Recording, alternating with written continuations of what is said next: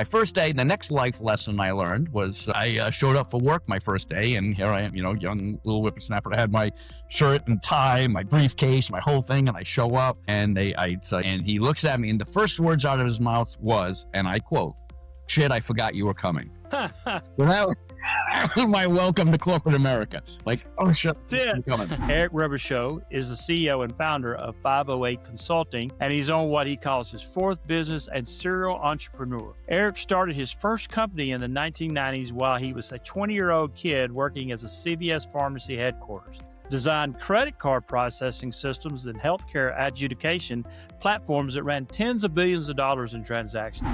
You got to make your mistakes, and you learn from every owner goes through this, where as the business grows, all of a sudden you have to decide what's my real role there. And it might not be the role that you envisioned, and it might not be the role that you necessarily prefer, but it's the one that's actually going to make the business most successful.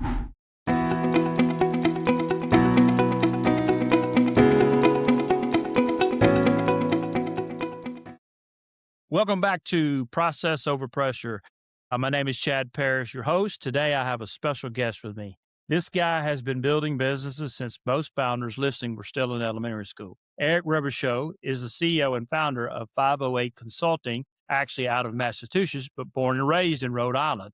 And he's on what he calls his fourth business and serial entrepreneur. Eric started his first company in the 1990s while he was a 20-year-old kid working as a CVS pharmacy headquarters. Designed credit card processing systems and healthcare adjudication platforms that ran tens of billions of dollars in transactions. From there, he built one of the most recognized indie software brands of the 90s on the back of a free screensaver he originally gave away as a marketing gimmick.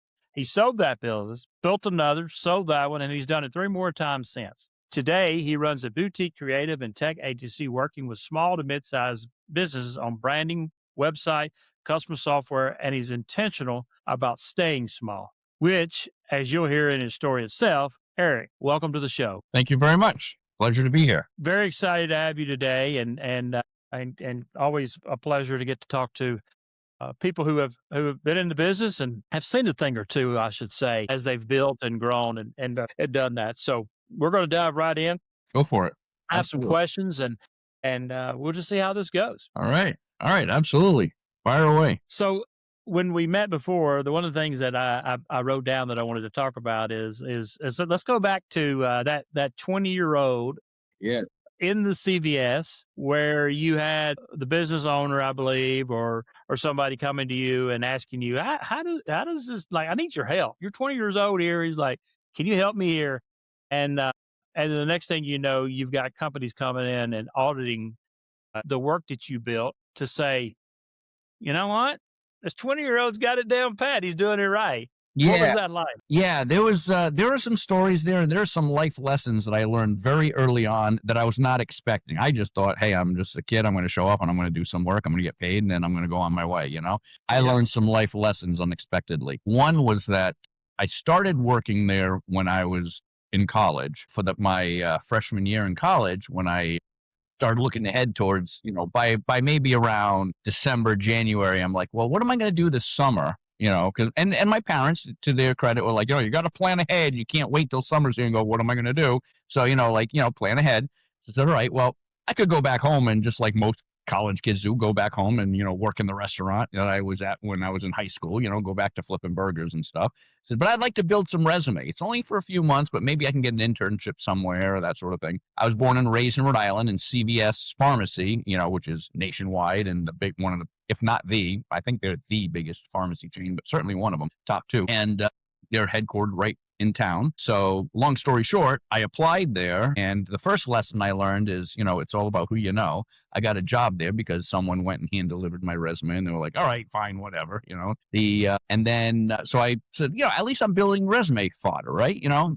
I went to work there, and I remember after I was working, Mom was all excited because, she's figuring like tech, this was back in, the late 80s. They're like, there's no tech industry, it's Rhode Island, it's in Woonsocket, Rhode Island. She goes, but she's all excited. Wow, you got a job here. Do you think you're going to stay here? And I was like, whoa, whoa, whoa, Mom, slow your roll. This is just, the summer job. They don't do anything here that like I would do. This is great for building resume fodder, but no, don't get excited that I'm going to, stay in town, or anything like that. Because I was going to school for software engineering, like hardcore software engineering. And this was, 600 people. Back then, it wasn't called IT. It was called MIS, Management Information Systems. And there were like 600 employees in the division who are doing COBOL and RPG report programming for like payroll service and stuff. I'm like, this is not what I do, Yeah. Well, it's good for resume building, My first day, the next life lesson I learned was I showed up for work my first day, and here I am, young little whippersnapper. I had my shirt and tie, my briefcase, my whole thing, and I show up, and I'd say, I was here for my boss. His name was Juan Dominguez. I said, yeah, I'm here to see Juan. And then there was this little, all right, hold on a second. They grab, hey, Juan, he's walking by. They grab him, they bring him over. I'm down in the lobby, it's big atrium, and all that stuff. Right? It's a multi-billion-dollar corporation, So they bring me down, and he looks at me, and the first words out of his mouth was, and I quote, shit, I forgot you were coming. Well, that was my welcome to corporate America. Like, oh, shit, you're coming.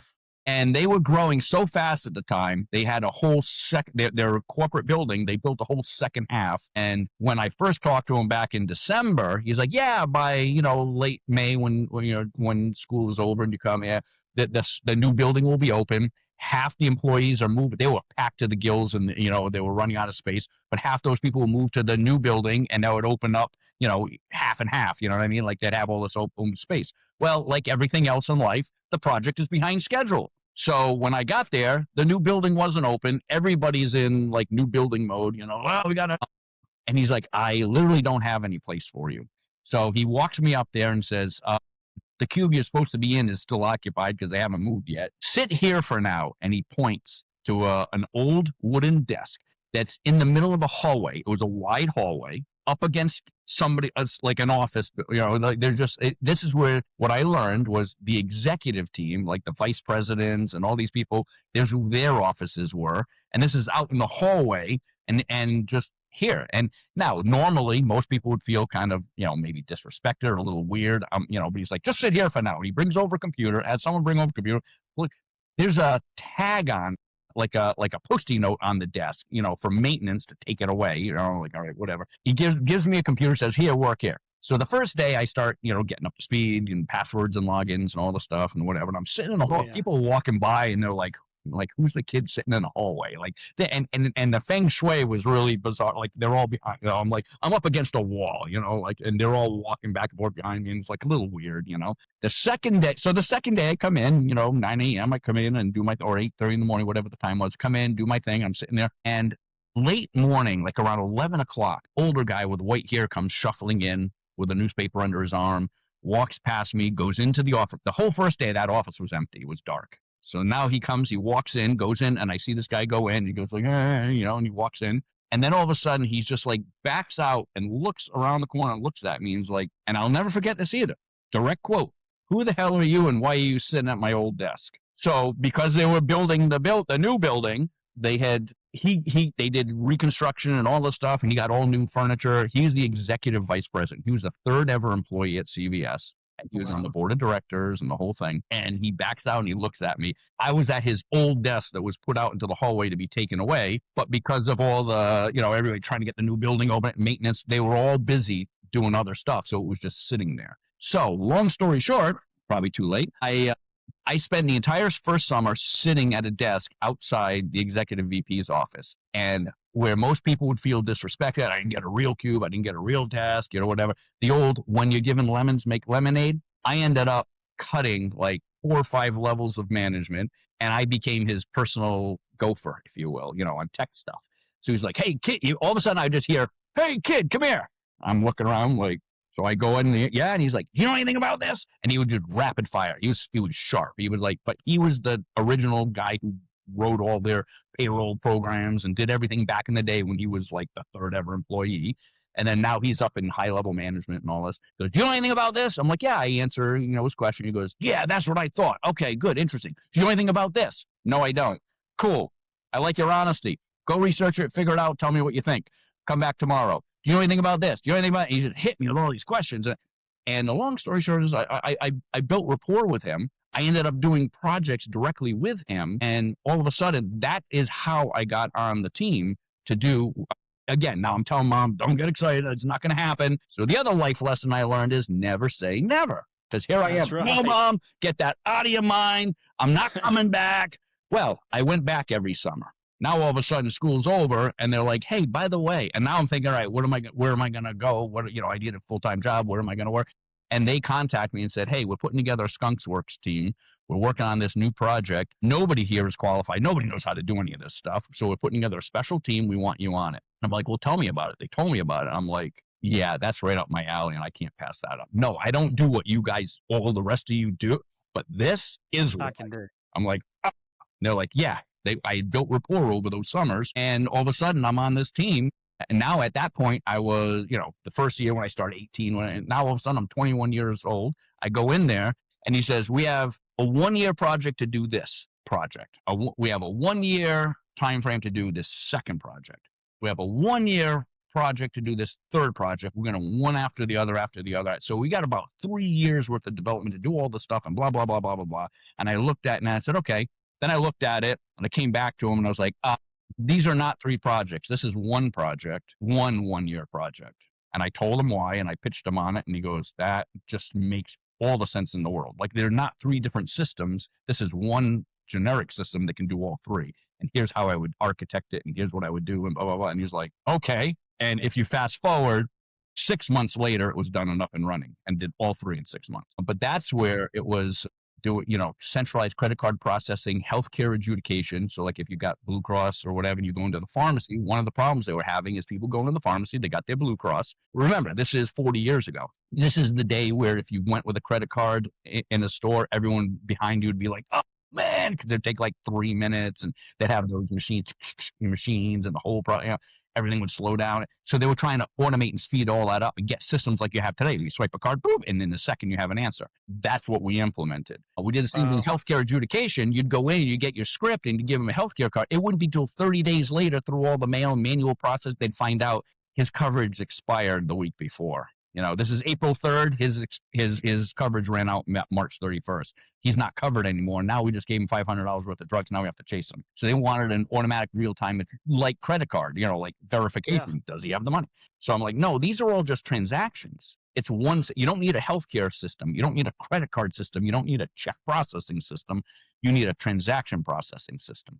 And then with different types of transactions that it can handle and blah, blah. More like a switching routing, like a packet switch phone network system. And that's what I modeled it after, and I built it on that concept. And at one point, they're like, yeah, billions and billions of dollar transactions. Basically, there was a point you couldn't go into a store and buy anything other than if you paid cash for something at the front desk, like a Snickers bar. Other than that, everything else in that store went through the software that we developed. And we had a small little Skunk Works team. I led it. There was a point where, then they were like, it got wind in the upper board that like, wait a minute. You got a 21-year-old kid coding all this stuff. Like, we're a multi-billion-dollar corporation. I'm like, dude, what are you doing? What are you doing here? So John was like, no. Like, trust me, I know that. I'm like, so he's like, all right. They brought in Deloitte and Touche. They did an audit. They were there for a couple of weeks. I didn't like the concept. And I'm like, all right, fine. It is what it is. We'll let them do their thing. And they came back. My boss, and then they just left. I was like, that was odd. And my boss came up to me and said, hey, just want to tell you, they looked at it, they had a meeting, and they told the CEO and the whole board, some of the best code they've ever seen. The kid knows what he's doing, leave him alone. And that was it. Never heard another word. And we built the systems. And I was there for about 5 years. And then during that time, I started building my own software. My long-term vision was to run my own software company. Like Bill Gates, I wanted to be the next Microsoft, Yeah. I'm going to develop software and sell it, put it in a box and sell it, retail software. So I had developed some products and I started selling them on the side and building up a business. And I did it with full disclosure to CBS. I told them what I was doing. I'm like, this has nothing to do with healthcare or adjudicate, any of the stuff I'm doing here. This is games and screensavers, completely unrelated. And they were like, okay, fine. So I went and I just did it evenings and week. I was giving them not 40, I was giving them like 50, 60 hours a week as it was. So I'm like, it's not cutting into time. I'm giving you more than you're paying me for, But then eventually it got to the point where it was getting stressful for me because there was just too much going on and I couldn't have a full day job and run this business. I had to either decide that was a hobby and make it go away, or jump in with both hands. And that's what I did. So it was July, I remember July 1993, gave my notice, jumped in with both feet, and I've worked for myself ever since, building businesses, building, selling, growing businesses, full time, jumped off the ledge. I say, like, an entrepreneur to me is a guy who takes a kit for an airplane kit, jumps off the ledge, jumps off the cliff, and then starts building it on the way down. And hopefully you build that glider before you hit the bottom. And that's what I did. I just jumped off and went for it. I love it. I love the whole, what I hear and I think is really cool is that, here's a young kid coming into a multi-billion-dollar company and, finding a problem and coming up with a solution for it. And that shows it doesn't matter how old you are. If you're willing to, be willing to step up and try something and do it, man, look at the path and what it created for yourself. And Right. And that's the thing, looking at, don't just always do, that's another life lesson for me, was don't just do what you're asked to do. Sometimes take a step back, look and say, and the first thing you got to do is this the right thing to do?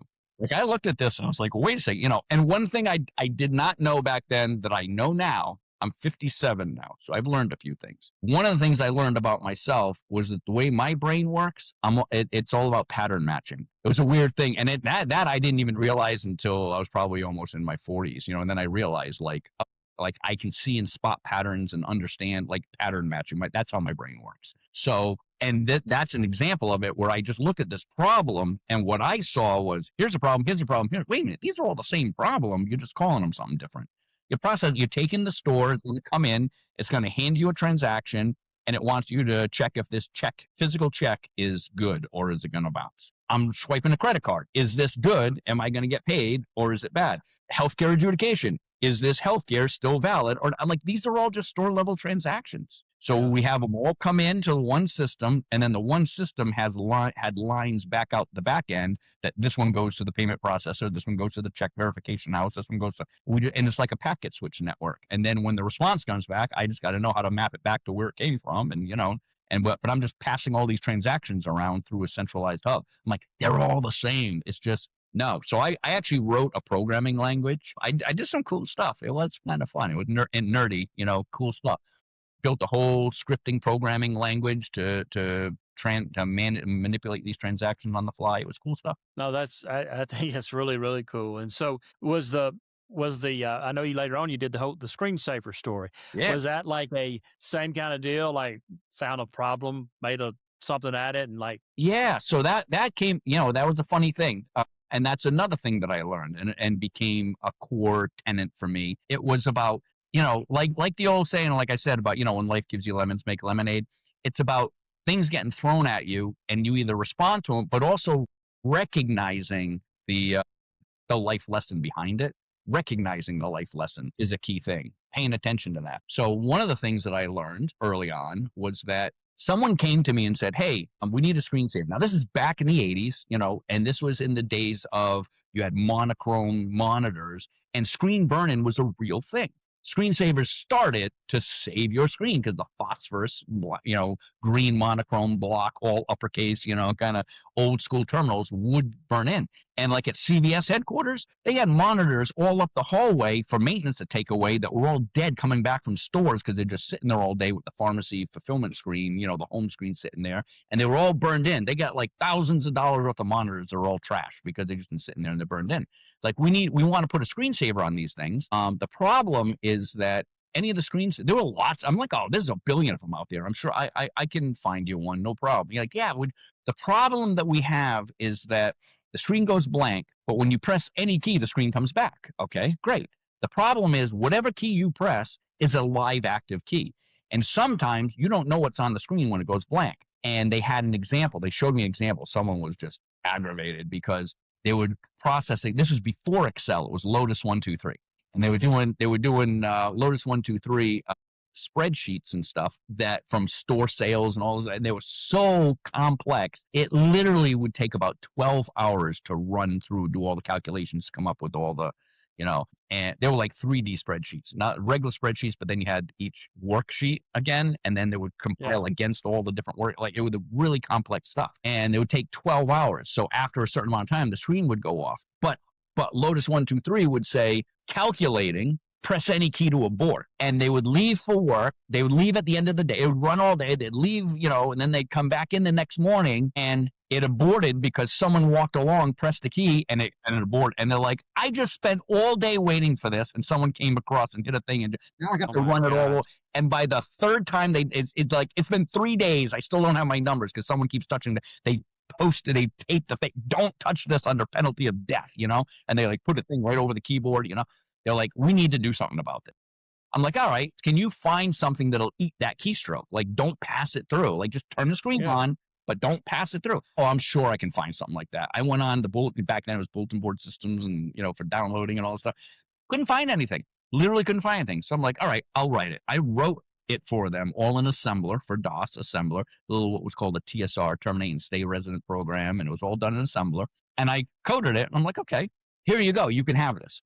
I did it on my own time. And I said, here you go. So when I launched my software company, I developed a software editor for programmers and stuff. And that's where I was going to go into business. I'm going to sell this editor. And I tried marketing it and I was doing all this stuff and I couldn't get any traction for it. It was like the coolest thing, but I couldn't get traction. One of the problems that I recognize is this is the day of the dial-up modem, your 1200 baud modems, kind of thing. And the files, the software, it was just too big to download. It would take like an hour to download, and people weren't going to like spend an hour downloading stuff over. Like that was a lot. That was a big ask at the time. It was all dial-up, AOL dial-up kind of thing, and they weren't going to invest that kind of time and energy downloading something that they don't even know if it's any good or not. So what I did was I came up with bundling up the screensaver. It's a short, fast, quick download. It's very popular. All these people would download it. And then when you install it, I gave more. Oh, by the way, we have this editor. We have this, and I use that as a marketing vehicle. And what I found out is nobody wanted to buy my software that I was actually trying to sell, but everyone kept saying, where can I buy this screensaver? This is really cool. I'm like, there's nothing to buy. I just gave it to you. Like, so eventually, but really, like, like shareware and, try before you buy software and all that. No, but really, okay. This is great, but where can I buy the folder, or where can I pay you to, for licensing it, and all that stuff. And I'm like, what? Finally, and it was one of these things where I was like, get your editor, get your editing software, all right, get your screensaver. So one of the things I learned, another life lesson for me, was that I did not build a software company to evangelize a product. I built a software company, and then here's a product I can sell. It's a different philosophy. I had a lot of friends who built a software and then they created a company to evangelize that piece of software.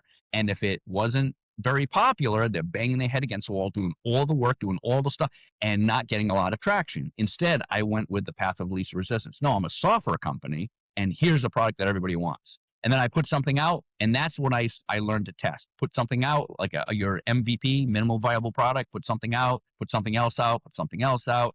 This is getting traction. All right, then work on that and do more of that.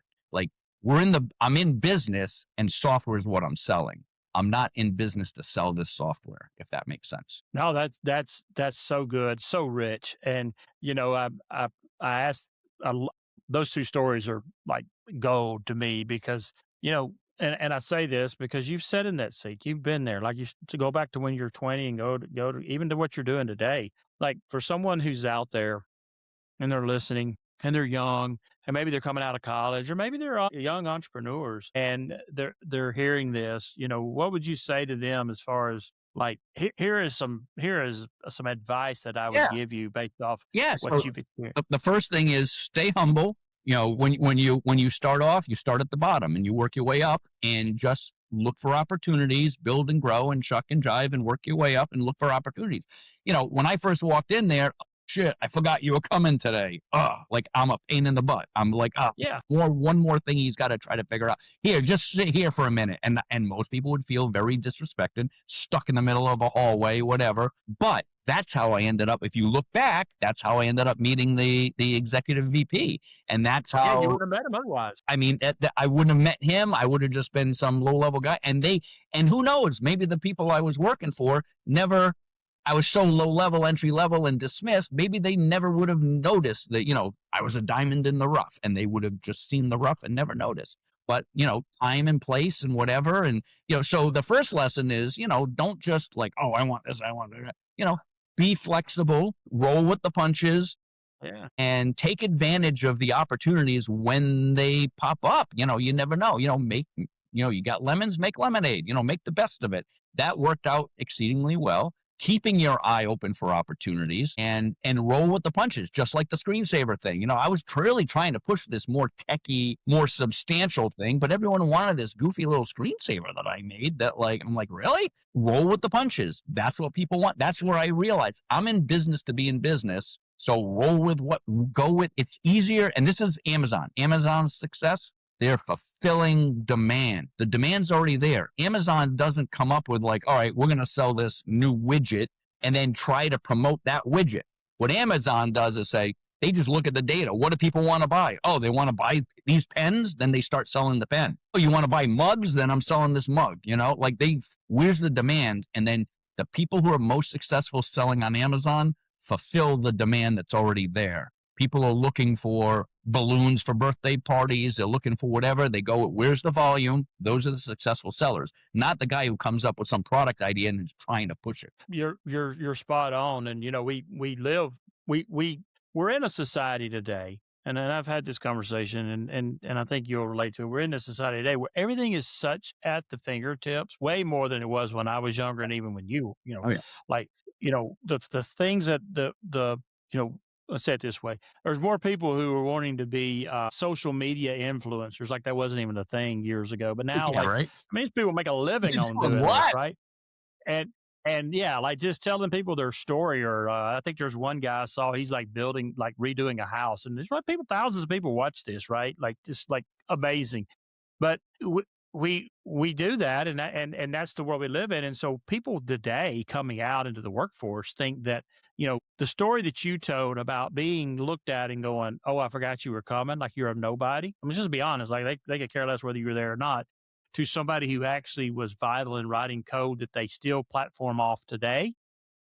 That's real. That's stuff that we take for granted, and people realize you got to work through some things. You're not just going to be an instant millionaire. It's not Well, going to yeah, happen. there is that. There is that.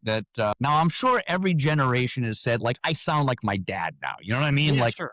Oh, I'm yeah, like, sure. words come out and you're like, crap, I sound like my dad, but kids today, kids today are soft, I mean, I'm sure every generation has said that, obviously my grandfather, kids today, they get to drive around these fancy auto carriages. They don't have to, they don't have to go shopping for buggy whips anymore. You know what I mean? It's yeah, okay. I mean, so I get there's a lot of that, but I definitely do feel like kids today are, especially in the United States, standards of living have grown so much that kids today are kind of, I don't want to say they're soft, but I guess that's what I'm going to say, but they expect more like that instant gratification. Like, I just graduated from school. Now I'm going to be CEO of my own thing. It's dude, Yeah, yeah. sometimes you got to start at the bottom. You got to work your way up. You got to, it takes experience. There was an old saying, I'm probably going to butcher it because I don't remember it exactly, but there's an old saying I heard that I liked. Something about wisdom is gained from experience, and experience is gained from fucking up.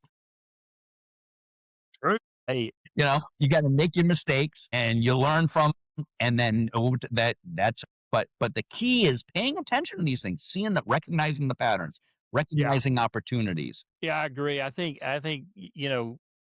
there's some beautiful being in the moment, and being where you're not at the top. I get it. Look, especially for atypical people like you and I, who are, I would imagine, striving to be the best that you can be. You're trying to be successful. There's people that's built that way. Like they just have that in them. Like they just want to keep moving up and grow and grow and grow. And there's nothing wrong with this. Great characteristic. But I think sometimes we can be so fast in trying to do that we just stop and miss the learning moment that we're in.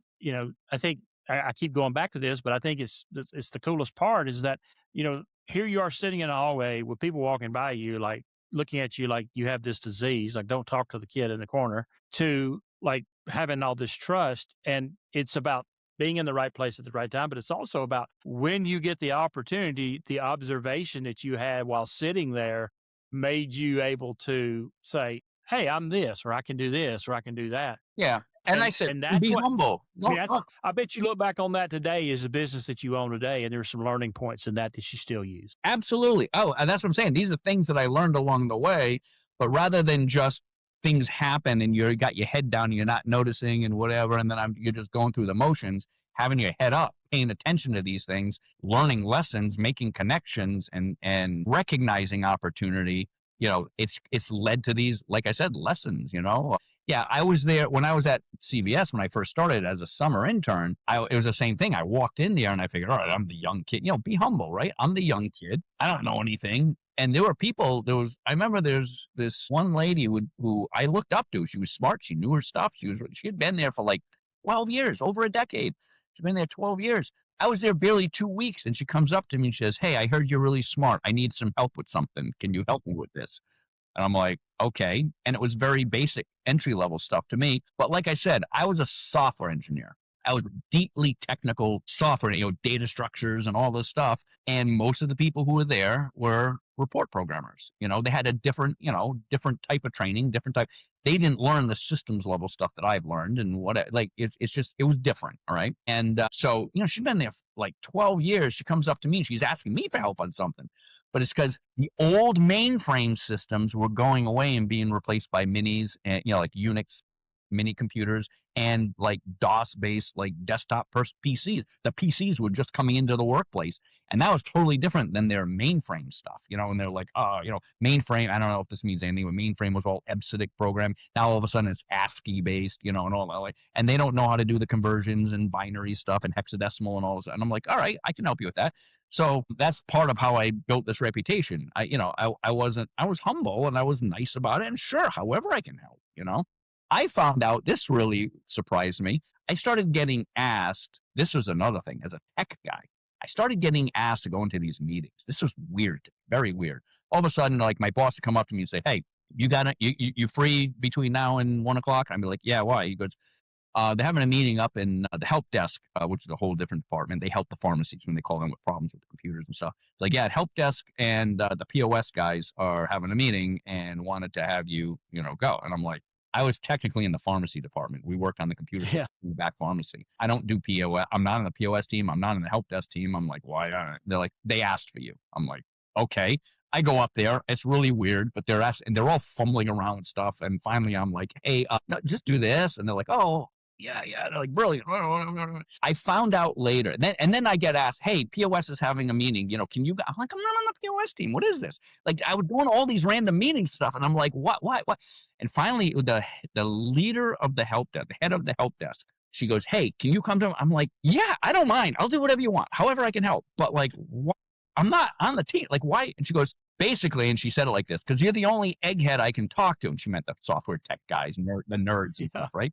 She goes, what I realized is that I had all the software guys were like techie nerds and spoke techie stuff. I could speak in English. And what happened was I was almost like, the Batman universal decoder ring or something like that. They'd call me into meetings and she'd be like, yeah, we have this system. When I press F2, I get my report. When I press F2 now, it's broken. And I would analyze it. And then I go back to the programmers and say, hey, when you're running the end of day routine, the stuff is getting caught up on the, okay. Then I'd go back to her and say, you can press F2 now. Oh, it works. That's all she cares about. Yeah. So like I could take that and whereas other guys would be like, well, is it the end of day proc that's causing a problem? And she'd be like, I don't know. I just press F2. It doesn't work anymore. I would analyze it, but I was basically translator between the end user and I'm like, that's why you keep calling me to these meetings. Because you were smart enough to understand, but you're also tangible enough to have a dialect conversation and meet where they are. Right. And so the other life lesson in that I took away from that, there were several things. And one of them was that, again, recognizing this, like not just going through the motions and doing stuff, but like, oh, wait a second. So this is valuable and people need this. Okay, that's interesting. And that's when I learned later in this came back. I used this in my own business about 5 years now, and about 10 years later, this concept came back. I got to a point where I'm the software engineer, right? I'm the techie guy. I'm building all my products. Like now I'm 10 years, I'm in my own business. I've got dozens of people working for me now. It's building, it's growing, it's whatever. And I keep trying to hire sales guys. And the sales guy to bring in new business and whatever, I hire sales guys, and the sales guys just aren't selling anything. They just can't do anything. Every time I walk in, I close a deal, and someone said to me, "You should be selling." And I remember, and I always, when I say the story, beg for forgiveness when I relate a story, because at the time, honestly, I'm like looking down my nose. I'm like, I'm a sales guy. Like that's a dime a dozen. Like, I'm a software engineer. Like, I'm not some freaking stupid sales guy. Like, that's beneath me. Like, I'm not doing it. And then I started thinking back to that experience with the help desk and all that stuff, and like how I can communicate and I can do, and looking at, this is my business. This is the decision I had to make, my role. When I fundamentally shifted my own role, I get the tech stuff, and I know how to hire tech people. Like, I know what to look for. I talk the talk, walk the walk. I have good, competent tech people working for me. I can hire more. I can hire and manage tech people. I keep stumbling with the sales side. This is my own business. If it fails, I fail. If it succeeds, I succeed. It matters. I'm all in on this. I have the skin in the game. This is my business.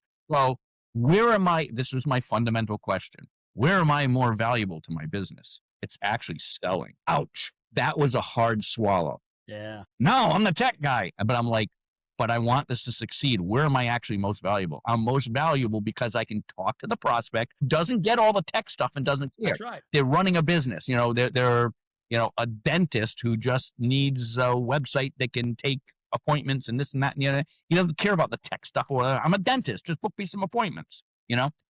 First thing off the top of my head, whatever. But the point being that I realized, and that was a tough decision. And I know as a business grows, every owner goes through this, where as the business grows, all of a sudden you have to decide, what's my real role here? And it might not be the role that you envisioned, and it might not be the role that you necessarily prefer, but it's the one that's actually going to make the business most successful. And eventually I swallow hard and I embraced it. And I became head of sales and marketing and all that for my business, and hired competent people. I replaced myself, because I'm like, I can replace myself as an engineer. If I get good quality engineers, I can replace myself. I can't replace myself as easily on the sales side, communicating our value proposition, who we are and why we're different, and all the, like, that level of passion. And I've always said the owner, and this is where I told, like, even when I had it, then I started hiring more salespeople to work with me. And I just said, look, like, I would blow everybody away in terms of closing rates and all that stuff. And I'm like, look, I understand it's not fair. It's not a level playing field. You're an employee here. You can only do so much. As the owner, I can make decisions on the fly. I can look at something and go, yeah, we'll do that. Sure, I'll do it. You can't make that decision. Yeah. You can't speak for the rest of the company to do some weird thing. And I just have all this experience. I've been doing this for over a decade now, and I can tell you, oh yeah, that's like this other project we did. You were hired 6 months ago. You don't remember. You don't know about that thing we did 10 years ago. It's like, it's unfair, but I have this unfair advantage, so I should be leveraging that. I love it, Eric. This has been. We're actually pressed up on our time now. Yeah. This has been outstanding. What a gem to have you on. This is exactly the kind of conversations that I love. It's just real. It kind of shows a story. So I'm very thankful for you being on today. What a great show. I'm thankful that you had me on. It's great. I really appreciate it. It was awesome. So, ladies and gentlemen, if you want to see more, please subscribe to the station and channel and watch. Eric has been a great guest today, and really got some good nuggets here for you out there. So, again, this is Chad Parrish with Process Over Pressure. Thank you for coming on today. Thank you.